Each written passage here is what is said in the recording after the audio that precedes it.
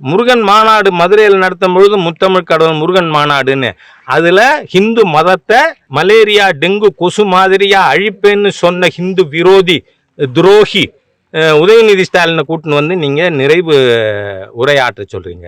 அந்த ஆள் அங்க வந்து என்ன சொன்னா, இது ஆன்மீக மாநாடு இல்லை, பின்ன எதுக்கு கோவில் பணத்தில் நடத்துறீங்க? எவ்வளவு தூரம் ஹிந்துக்களை கொடுமை பண்றது, ஹிந்துக்களோட சொத்துக்களை கொள்ளையடிக்கிறது, கோவில் பணத்தை திருடுறது. நாம நீங்க வந்து முத்தமிழ் கடவுள் முருகன் மாநாடுன்னு தானே நடத்துனீங்க.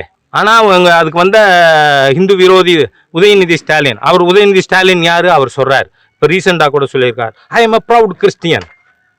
let it be. cannot I be a proud Hinduங்கிறான் உதயநிதி ஸ்டாலின். ஏன்னா அவர் வந்து சொன்னாரு, நான் கிறிஸ்தவர், நான் காதலித்து மணந்த என் மனைவி கிறிஸ்தவர் அப்படின்னு சொன்ன உடனே இந்த இந்து விரோதி சேகர் பாபு என்ன சொல்லிட்டு, அல்லேலுயா. எவ்வளவு தீய சக்திகள், கிருமிகள் சார் இவங்க, ஹிந்து விரோத கிருமிகள். மலேரியா டெங்கு கொரோனா போல இந்த புதிய வெர்ஷன் ஆஃப் கொரோனாவே இந்த அறநிலைத்துறை தாங்கிறேன். நான் கோவில்ல கிராமத்துல ஐநார் கோவில் இருந்தா நீ வந்து நாட்டாமியா? தைரியம் இருந்தா இந்த அறநிலைத்துறை ஒரு சர்ச்சை கையகப்படுத்திட்டு இந்த மாதிரி பேசு, ஒரு மாஸ்கை கையப்படுத்திட்டு பேசு. ஹிந்து விரோத தீய சக்தியிலே அவுரங்கசீப்பின் அடுத்த அவதாரமே இந்து கோவில்களை கையகப்படுத்துறத அனுமதிக்க முடியாது.